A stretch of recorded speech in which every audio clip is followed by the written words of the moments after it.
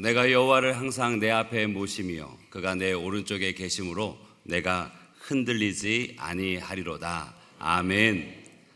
늘 하나님을 앞에 모시고 사는 인생, 그 인생 가운데는 하나님께서 동행하시는, 곁에 계시는 축복이 주어집니다. 그리고 그 모든 삶 가운데 주님께서 주시는 안정과 평안이, 그리고 능력이 함께 하시는 줄 믿습니다. 그렇기에 어떤 순간, 어떤 자리, 어떤 환경에 던져질지라도 결코 흔들리지 않는 믿음의 삶, 은혜의 걸음을 걷게 되는 줄 믿습니다. 언제나 그 하나님을 내 앞에, 내 인생 앞에 두고 쫓아가는 저와 여러분이 되시길 주님으로 축복합니다. 마태복음 14장에는 믿음에 대한 중요한 메시지가 담겨져 있습니다. 예수님과 제자들의 그 이야기를 제가 잠시 좀 전해드리면, 예수님께서 세례 요한의 죽음의 소식을 듣고 빈들에 나가셨습니다. 그런데 예수님이 그곳에 계신지를 사람들이 어떻게 알았는지 마을에서 한 사람 두 사람 모여들어서 큰 무리를 이룹니다. 예수님께서 그 무리를 보시고 마음에 불쌍히 여기시는 마음이 생기셨어요. 그래서 그 중에 병든 자들을 한 명 한 명 고쳐주십니다. 그렇게 고쳐주시다 보니까 어느덧 해가 지고 이제 식사할 때가 되어졌는데 이 많은 인원을 먹일 수 있는 방법이 없습니다. 그래서 제자들이 예수님께 찾아와서 이들을 마을로 돌려보내고 거기서 음식을 사 먹게 했으면 좋겠습니다라고 제안을 해요. 그런데 예수님께서 그 제자들의 제안을 듣고서는 아니다, 너희들이 먹을 것을 주어라 라고 얘기하십니다. 제자들은 당황스럽기도 하고 또 실제 아무것도 없었기 때문에 불가능합니다.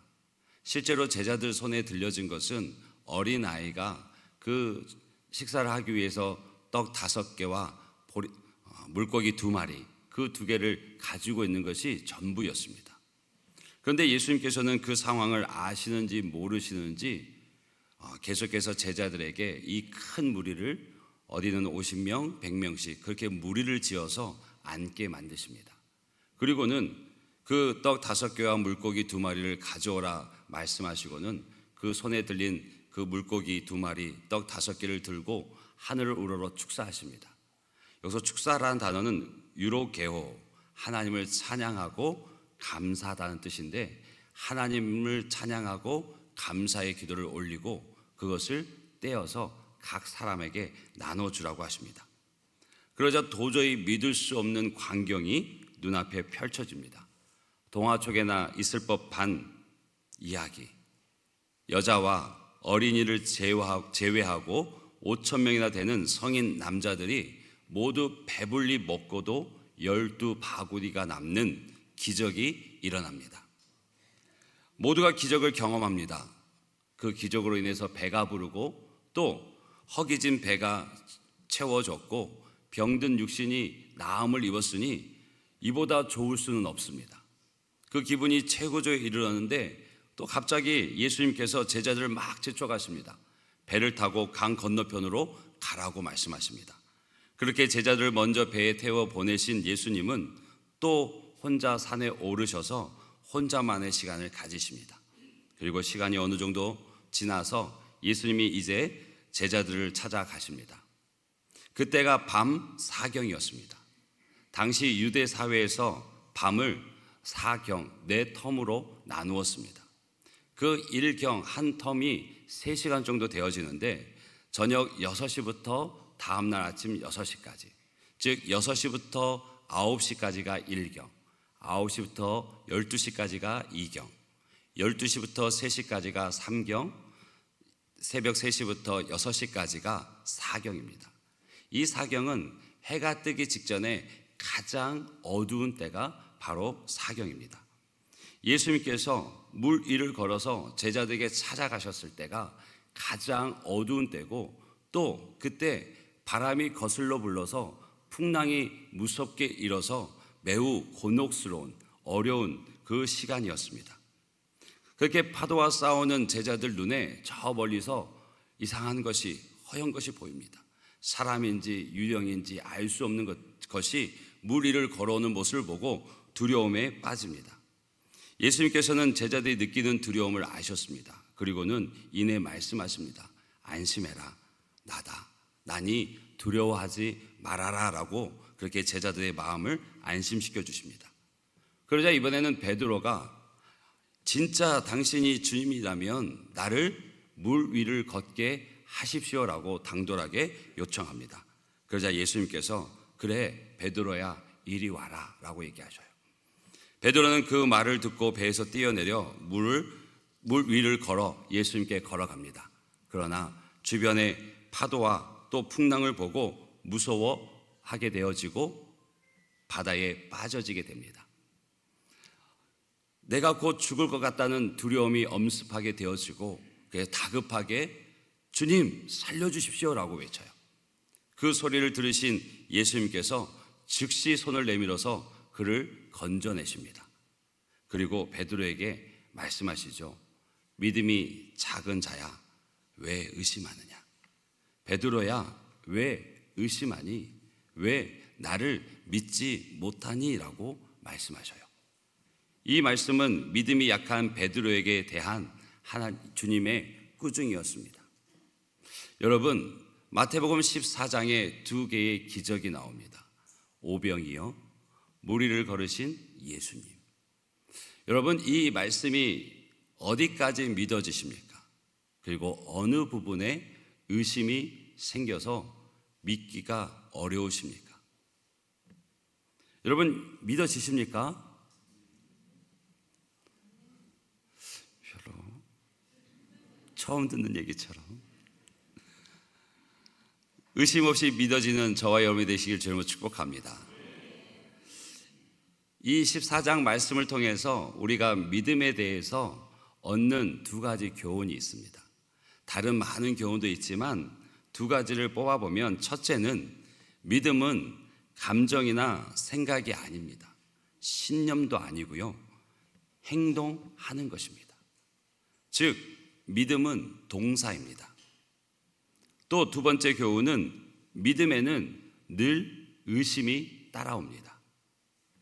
히브리서 11장 믿음의 거인들의 이야기가 기록되어져 있습니다. 명예의 전당이라 불리죠. 결론부터 말씀드리면 믿음은 처음부터 의심이 전혀 없는 완전 무결한 것이 아니라 그 의심의 순간을 거치면서 조금씩 확신에 다다른다는 것입니다. 믿음이란 늘 의심과의 싸움을 딛고 앞으로 나아가는 것입니다. 믿음에 종종 찾아오는 이 의심은 나 자신을 돌아보게 하고 믿음을 성장시키는 계기가 되어집니다. 베드로 사도도 이 이후에 수많은 의심의 순간이 있었고 또 넘어지기도 했습니다. 그러나 그것을 딛고 믿음의 길을 끝까지 걸어서 주님의 그 마지막 명령을 수행하는, 그리고 주님을 닮기를 그 누구보다 간절히 원하는 인생을 살게 되어집니다. 우리 모두가 의심을 딛고 계속해서 믿음의 길을 걸어가는 저와 여러분이 되시길 주님으로 축복합니다. 본문의 아브라함은 믿음의 조상입니다. 그래서 히브리서 11장 그 명예의 전당에서도 가장 많은 내용이 기록되어져 있고 두 번이나 언급이 되어집니다. 이 아브라함이 보여주는 믿음은 무엇일까요? 순종하는 믿음이었습니다. 8절을 보면 믿음으로 아브라함은 부르심을 받았을 때에 순종하여 장래의 유업으로 받을 땅에 나아갔을 때 갈 바를 알지 못하고 나아갔으며, 하나님은 부르셨고 아브라함은 순종했습니다. 너무 간단 명료하고 완전한 문장이어서 덧붙일 말이 없습니다. 그런데요, 조금만 더 생각해 보면 하나님의 부르심에 아브라함이 순종하여서 고향과 친척과 아버지의 집을 떠나는데 이것이 얼마나 위험한 일인지, 그 고대 근동 사회에서 부족을 떠난다는 것은 죽음을 의미합니다. 그곳에서 자신의 모든 삶의 안전장치와 같은 것들을 다 해제하는 것과 같습니다. 또 그 시대에는 그 부족을 지키는 그 부족의 보호자로 있는 그 신들로부터 떠나는 것이라고 여겼기 때문에 문화권을 바꾸는 것, 부족을 떠나는 것은 매우 공포스러운 일이었습니다. 그리고 또 아브라함의 나이가 몇 살이었습니까? 75세. 이제 안정을 찾아서 안주해야 될 나이로 여겨지는 75세입니다. 가라 하시는데 어디로 가야 하는지도 몰랐습니다. 여러분, 우리가 조금 더 나은 환경을 찾아서 다른 도시로 이사하거나 이민을 가는 것은 가능합니다. 그런데 어디로 갈지도 모르는 상황 속에 내몰리는 것은 다른 차원의 이야기죠. 하나님을 따르는 순간 아브라함은 자신의 모든 것을 잃어버릴지도 모르는 그 상황 가운데 있는 것입니다. 또 자신이 무언가 결정하고 행동할 때는 지금보다 더 나은 상황이 보장될 때 우리는 움직이지 않습니까? 집을 옮기는 것도, 직장을 옮기는 것도, 학교를 옮기는 것도 지금보다 더 나은 환경, 더 확실한 보장이 있어야 다른 곳으로 옮길 수 있습니다. 그런데 이 하나님의 부르심에는 특징이 있는데 육하 원칙이 없어요. 언제, 어떻게, 무엇에 대한 설명이 없으십니다. 이것이 믿음의 길 걸어갈 때 우리가 항상 부담스럽게 여기는 부분이기도 합니다. 확실한 것을 보장받고 떠나기 원하는데 하나님은 확실한 것을 보장해 주질 않으세요. 그런데 예수님께서도 그러십니다. 제자를 부르실 때 마찬가지셨어요. 아무런 보장을 해주지 않으십니다. 나를 따라와라. 보내실 때도 마찬가지입니다. 가라. 어디에도 그들의 삶에 더 나은 것을 보장해주고 약속해주지는 않으셨습니다. 단 하나, 내가 너와 함께 하겠다. 내가 너와 영원히 함께 하겠다는 그 말씀만 주셨습니다. 실상 이것이 가장 큰 우리 미래의 보장이지만 나를 따르면 잘 될 거야. 나를 따르면 문제가 풀릴 거야. 나를 따를 때 내가 이것도 주고 저것도 주고 다 줄 거야 라고 말하지 않으셨습니다. 대신 평안을 주셨습니다. 그런데 아브라함은 어떻게 안정된 삶을 포기하고 또 모든 것을 잃어버릴지도 모르는 그 길을 떠날 수 있었을까? 75세의 나이에 이토록 무모하고 위험해 보이는 선택을 할 수 있었을까요? 어떻게 아브라함은 하나님께 순종할 수 있었을까요? 의외로 그 답은 간단합니다. 아브라함은 하나님을 알았습니다. 여러분, 부르심보다 더 중요한 것은 누가 부르셨나입니다.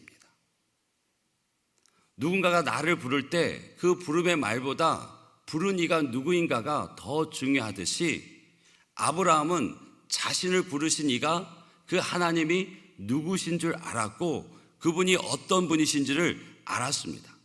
그래서 그는 포기할 수 있었고 위험을 두려워하지 않을 수 있었고 떠날 수 있었고 순종할 수 있었습니다. 사도행전 7장을 보면 스데반 집사가 청중들을 향해서 설교하는 장면이 나옵니다. 스데반이 이르되 여러분 부형들이여 들으소서. 우리 조상 아브라함이 하란에 있기 전에 메소포타미아에 있을 때에 영광의 하나님이 그에게 보여 이르시되 내 고향과 친척을 떠나 내가 내게 보일 땅으로 가라라고 기록되어져 있어요. 고향과 친척을 떠나 내가 내게 보일 땅으로 가기 전에 영광의 하나님이 아브라함에게 나타나셨습니다. 아무것도 보이지 않는 상황 속에서 고향과 친척과 모든 것을 떠나 내가 내게 보여줄 땅으로 갈 수 있게 만드는 힘이 영광의 하나님을 먼저 보았기 때문입니다. 모든 불확실한 상황 속에서 아브라함이 확실하게 본 것은 영광의 하나님이었습니다. 아브라함에게는 미래가 보이질 않았습니다. 그러나 아브라함은 하나님을 봤습니다. 아브라함이 본 것은 갈 땅이 아닌 행선지가 아닌 하나님이었습니다. 목적지는 불분명하지만 하나님께서 이르시되라는 말은 확실했습니다. 아브라함은 불확실한 길을 주저없이 떠납니다. 눈에 보이는 것은 아무것도 없지만 그러나 가장 확실한 하나님과 그의 말씀을 보고 들었기 때문에 아브라함은 떠납니다. 창세기 12장 4절 보면 이에 아브라함이 여호와의 말씀을 따라갔고라고 얘기합니다. 다른 어떤 것이 아니라 하나님을 따라갔습니다. 여호와의 말씀을 따라갔습니다. 보이는 것은 하나도 없는데, 확실한 것은 하나도 없는데 그 불확실함 속에서 확실한 하나님을 붙잡고 믿음의 길을 옮겼습니다. 이것이 믿음입니다. 하나님을 본 사람은 불확실한 미래를 향해서 거침없이 걸음을 내딛습니다. 하나님이 선명하게 우리의 삶에 보인다면 우리는 두려워할 것이 없습니다. 하나님의 말씀을 따라 한순간 한순간 걸어가면 그 길은 하나님이 책임지십니다. 내 말을 따라, 나를 따라 걸어오는 그 길을 어찌 전능하신 하나님이 책임지지 않으시겠습니까? 우리의 미래는 알 수 없습니다. 한 해가 저물고 또 새해가 열리면 늘 나오는 책들이, 그 해에 대한 예측과 예상이 나오는 책들이 많이 나옵니다. 2025년 이렇게 해서 나오지 않습니까? 거기서 참 많은 통계와 여러 가지 상황들 통해서 예측하고 미래를 가능하게끔 생각하지만 실상 그것에 어느 정도 맞는 부분이 있지만 대부분 맞지 않습니다. 우리 상황 가운데, 우리 삶 속에 정말 우리가 예측하지 못하는 많은 일들이 돌출되어서 나오지 않습니까? 한 치 앞도 모르는 인생이 우리의 삶의 걸음이고 이 땅에 돌아가는 이치도 다르지 않습니다. 그리고 이 세상의 흐름이 너무나 빠릅니다. 이 세상에 그 불확실한 것을 쫓아가는 그것만큼 어리석은 모습도 없습니다. 확실한 건 오직 하나님 한 분뿐입니다. 여러분, 진짜 속으시면 안 됩니다. 확실한 삶이란 눈에 보이는 현실이 아닙니다. 눈에 보이는 현실을 쫓는 것처럼 불확실한 삶은 없습니다. 마치 신기루와 같은 것입니다.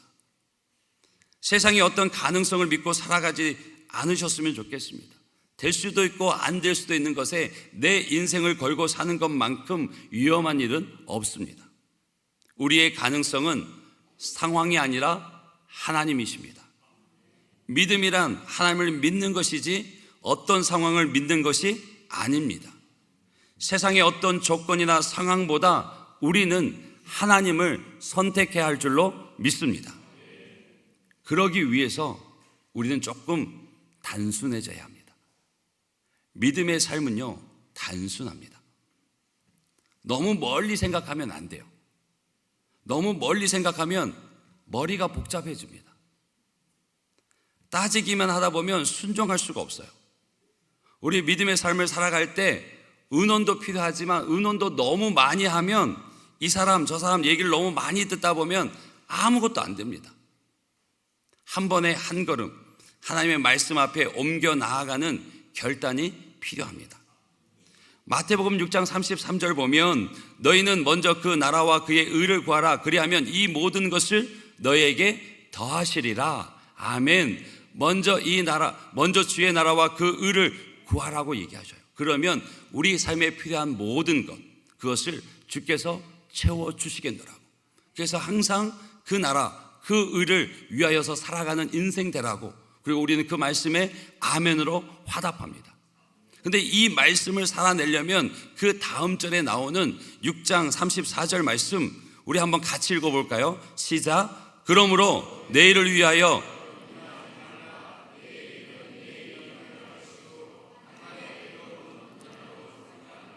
아멘. 그 나라와 그 의를 위하여 살아가기 위해서는 내일을 위하여 염려하지 말라고. 내일은 내일이 염려하게 만들고 너는 오늘 너에게 들려주신 하나님의 말씀을 따라 한 걸음 한 걸음 살아가는 것이 그 나라와 의를 위하여 사는 것이라고 말씀하고 있습니다. 내일 일을 염려하지 마십시오. 아브라함은 갈 바를 알지 못하고 떠납니다. 어떤 계획도 세울 수가 없었습니다. 여러분, 순종이 우선입니다. 아멘이십니까? 아프리카에 계신 이문미 선교사님이 이런 고백을 합니다. 순종 어렵지 않습니다. 순종이 익숙해지면 불순종이 힘들어집니다. 여러분 아멘이시죠? 이런 고백이 우리 가운데 있기를 주님으로 축복합니다. 그런데 이런 고백이 있기까지 이 이문미 선교사님은 그 삶의 훈련이 연속이었습니다. 먼저 그의 인생이 180도 바뀌기 시작한 것은 고3 때였습니다. 가족들과 함께 미국으로 이민을 떠나게 됩니다. 그런데 그 가정 형편이 어려웠어요. 밤낮으로 공부해야 했고 또 아르바이트로 그 삶을 이어가야 했습니다. 그래서 고등학교 과정을 5년 반이 걸려서 마치게 됩니다. 언어의 장벽이 있었고 문화의 어려움이 있었고 또 가정도 넉넉하지 않으니 충분히 공부할 시간도 확보하지 못했고 여러 가지 삶의 어려움 속에 그렇게 고군분투하며 고등학교 과정을 마치는데 5년 반이라는 시간이 걸립니다. 그래서 대학을 갑니다.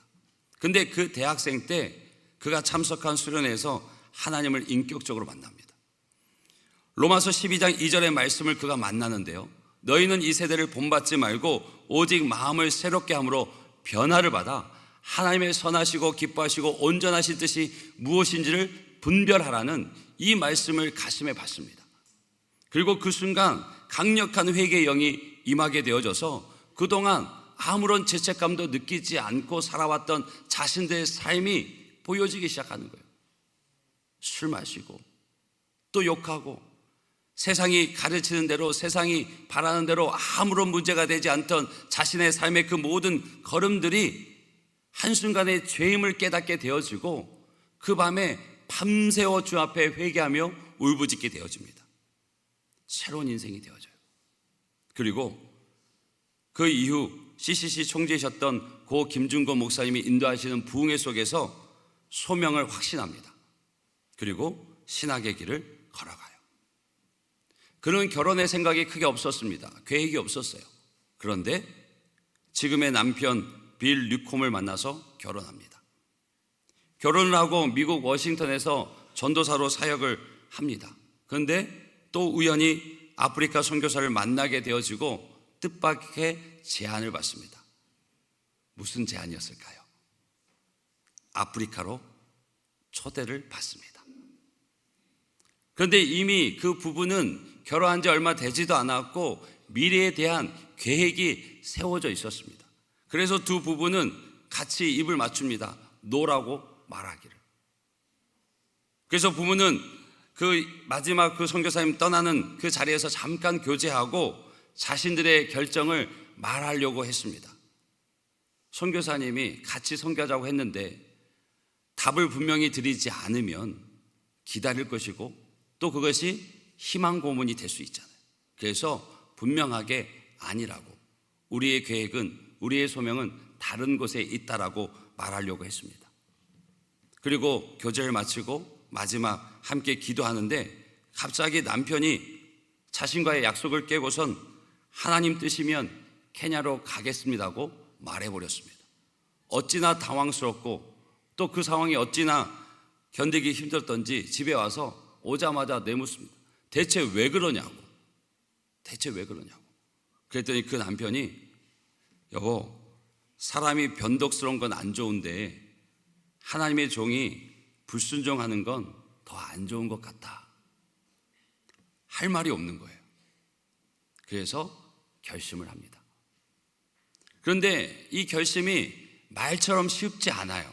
이미 결심은 했고 나도 가야겠다는 것을 알고 동의가 이루어졌는데 신혼이라 이사한 그 아파트에 새로 장만한 가구들, 그리고 새롭게 사역을 시작하면서 미래에 대한 계획들이 다 세워져 있는데 그걸 다 내려놓고 정말 미지의 땅 케냐로 떠나야 한다는 것이 못내 확신이 안 서는 거예요. 불안한 거예요.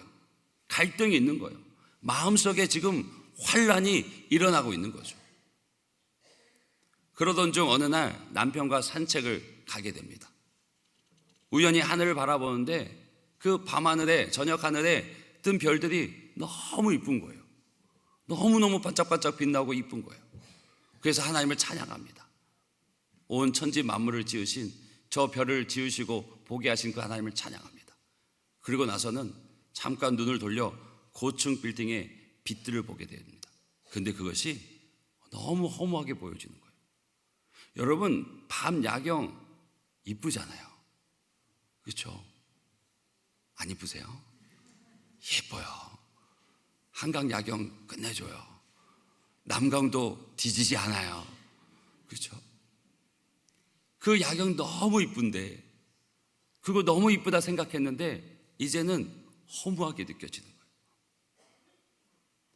그 순간을 선교사님은 이후에 이렇게 회상합니다.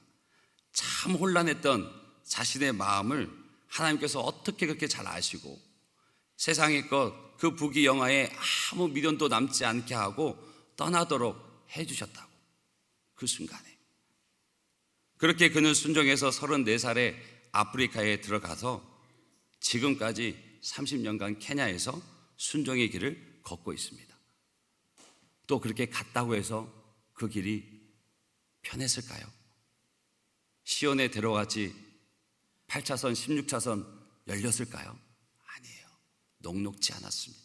순간순간이 고비였고 위기였고 개인적으로 공동체적으로 많은 어려움이 있었지만 그때마다 하나님의 뜻을 묻고 자신의 계획보다 하나님의 뜻에 우선하여서 순종의 길을 선택하고 걸어왔습니다. 그리고 나서 얘기해요. 순종 어렵지 않습니다. 순종에 익숙하면 불순종이 힘들어집니다. 이게 우리 고백되기를 원합니다. 어디 임 선교사님만의 고백이겠습니까?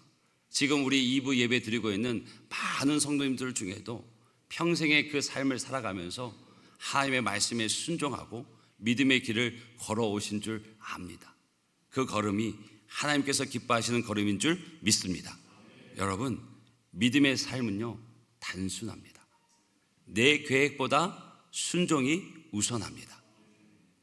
아브라함이 자기 머리 굴리고 자신의 계획과 방법에 충실했던 그 순간은요 최악의 인생이었어요. 그 사건이 무엇입니까? 이스마엘이죠. 하나님의 약속의 말씀, 하나님의 방법으로 하나님에 대해 이루실 건데 자신이 고민하고 방법을 찾아서 몸종 하갈의 몸에서 이스마엘을 낳게 하게 되니까 그 순간부터 그 가정에 고통과 어려움이 찾아와서 지금 이 순간까지도 저 이스라엘 땅에 고민이 되어지고 아픔이 되어지고 역사의 불운이 만들어졌습니다. 근데 반대로 정말 말도 안 되는 것 같은데 그 하나님의 말씀에 순종하면 기가 막힌 역사가 일어납니다. 사랑하는 아들을 제단에 바치라는 말도 안 되는 말씀에 아브라함이 사랑하는 아들을 무조건 제단에 올리고 순종만 했더니 거기에 위대한 역사가 일어납니다. 여호와 이레의 축복.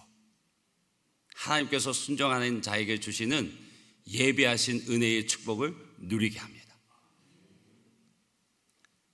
우리 생각이 너무 많고 이성적으로 접근하면 믿음의 길을 걸어갈 수가 없습니다. 믿음은 순종의 삶을 익히는 것입니다. 믿음은 내 삶의 방식을 바꾸는 것입니다. 믿음은 세상이 가르치는 대로 살아가는 것이 아니라 하나님께서 보여주신 대로 따라 걷는 삶인 줄 믿습니다. 여러분, 기독교는요 이성을 무시하지 않습니다. 그리고 상식도 존중하고요 그 삶의 경험을 절대 무시하지 않습니다. 그런데 중요한 것은 이성과 경험보다 말씀이 더 우선한다는 것입니다. 잠언 16장 9절 보면 사람이 마음으로 자기의 길을 계획할지라도 그 걸음을 인도하시는 이는 누구시라고요? 여호와 하나님이십니다. 잠언 19장 21절 보면 사람의 마음에는 많은 계획이 있어도 오직 여호와의 뜻만이 완전히 서리라고 말씀하셔요. 우리는 계획해야 됩니다. 내 인생을 향한 계획이 있지만, 그리고 내 경험의 지식을 통해 앞날을 예측도 할 수 있지만, 그러나 그 모든 이성과 경험보다 말씀이 더 우선해야 할 줄로 믿습니다. 내 계획을 이루시는 분이 하나님이시고 내 계획 속에서도 하나님의 뜻만이 서게 되는 것을 믿고 나아가는 저와 여러분이 되시길 주님으로 축복합니다. 그럴 때 그 인생에 여호와 이레의 축복이 주어져요. 그래야 그 인생에 하나님께서 책임지시는 은혜를 경험하게 되어지고 그 간증으로 하나님 앞에 손 들고 찬양하게 되어집니다. 여러분 8절의 말씀 보세요.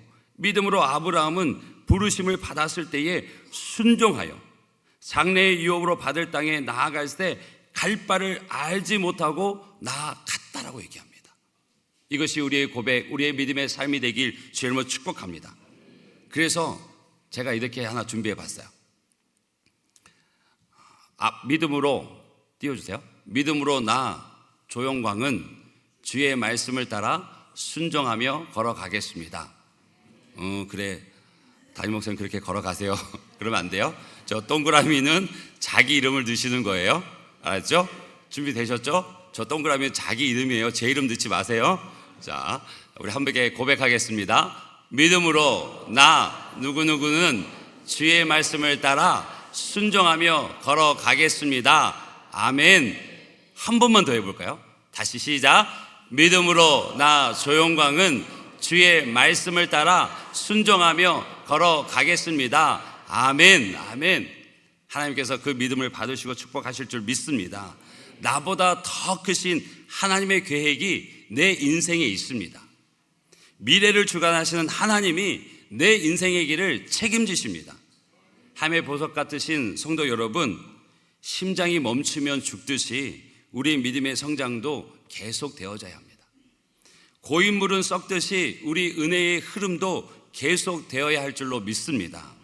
불확실한 세상 속에서 확실한 하나님을 끊임없이 선택하는 인생 되시길 주님으로 축복합니다. 매일 우리에게 주시는 말씀에 대해서 아주 단순하게 순종하는 여러분이 되시길 주님으로 축복합니다. 신앙생활 가운데 드는 그 의심을 디딤돌 삼아서 더욱 확신하며 걷는 순종의 길이 되시길 주님의 이름으로 축복합니다.